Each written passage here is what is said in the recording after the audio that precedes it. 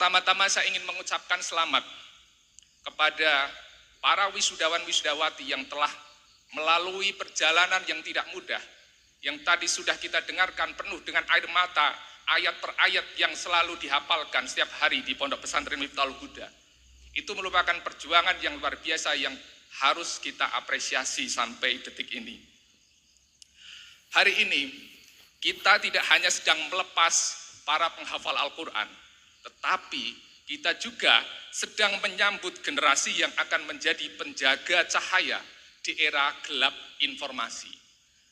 Kenapa saya menyebut era gelap informasi?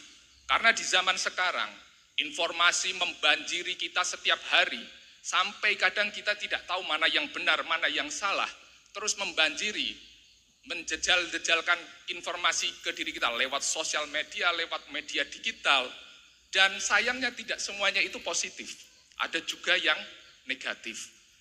Dan jalan informasi yang selalu masuk ternyata membawa efek yang tidak bagus, terutama untuk anak-anak generasi muda sekarang. Ada Gen Z, ada generasi Alpha yang saat ini menjadi digital natif di era sekarang. Kalau Bapak Ibu tahu, ada istilah namanya sekarang yang tren itu namanya brain rot atau pembusukan otak. Ya, itu secara literal artinya adalah pembusukan otak. Tapi sebenarnya itu bukan pembusukan otak yang sebenarnya, tetapi itu adalah proses pelemahan daya fokus manusia. Yang mana itu disebabkan oleh terusnya banjir informasi yang tidak habis-habis, dan seperti kita menggunakan TikTok, ya, video-video pendek. Itu ternyata secara penelitian mempengaruhi penurunan daya fokus manusia.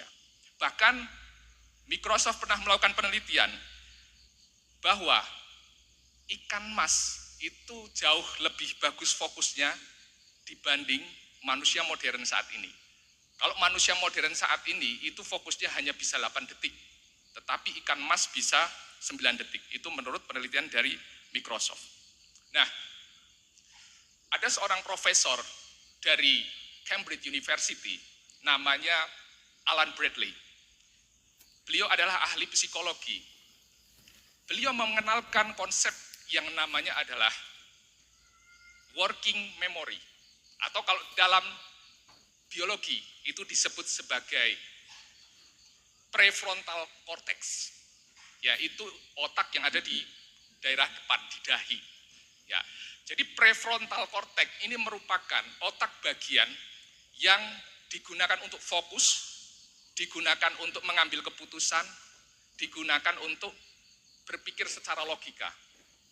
Nah, ketika kita mengkonsumsi informasi-informasi yang sangat banyak dan dangkal, itu mempengaruhi bagian ini. Sehingga terjadi tadi penurunan daya fokus. Nah, penurunan daya fokus ini ternyata itu bisa diobati. Caranya adalah dengan melatih otak kita. Ya, melatih otak kita.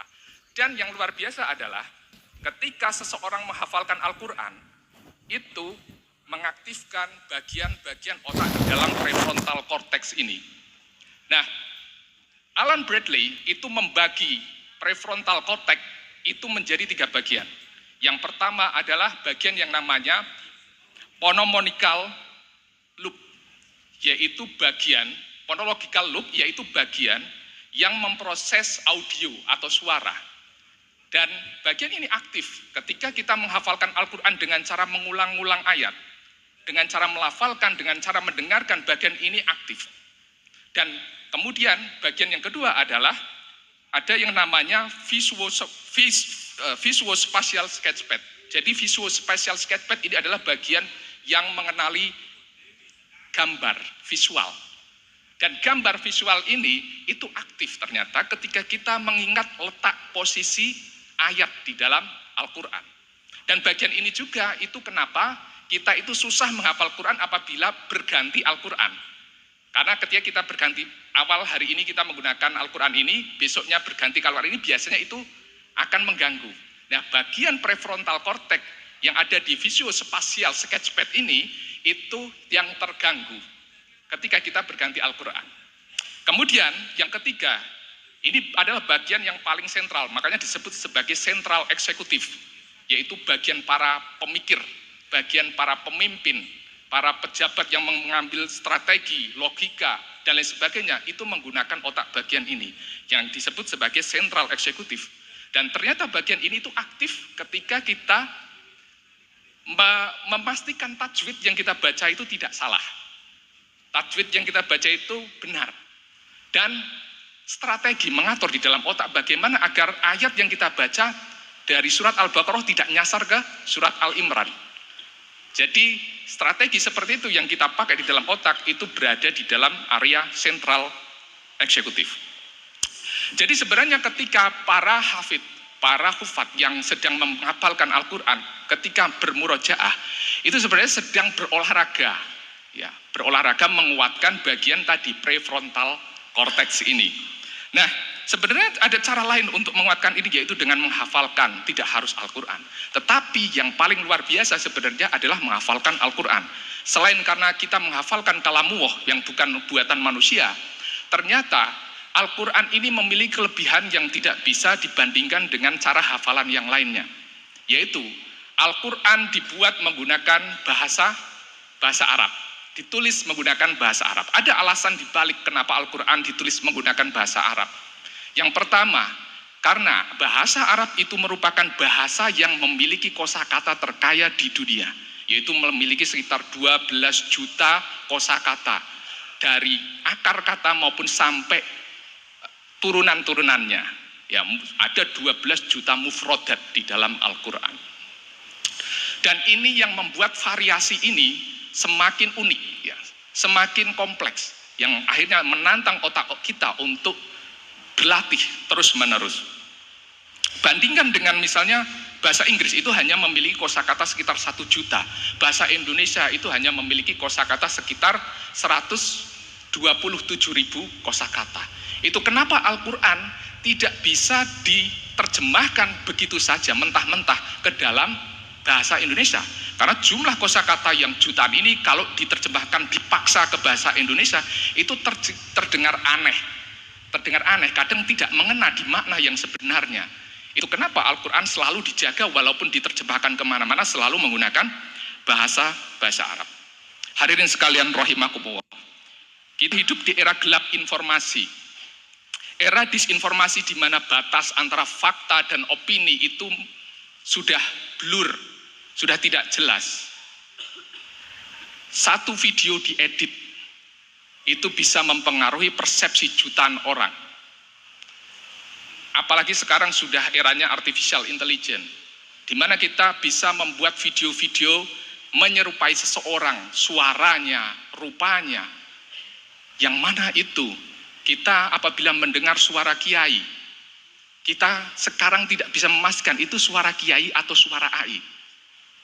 Sekarang fitnah menyebar bisa dengan sangat cepat. Nah, disinilah pentingnya adanya sanad.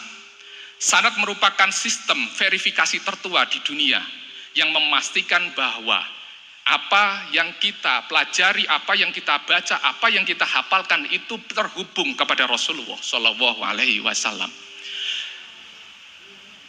Di dunia akademik kita mengenal namanya sitasi atau referensi ilmiah, yang mana apabila kita menulis karya ilmiah kita harus memiliki dasar teori itu, harus sesuai dengan ilmu pengetahuan yang pernah dipelajari oleh ahli-ahli sebelumnya.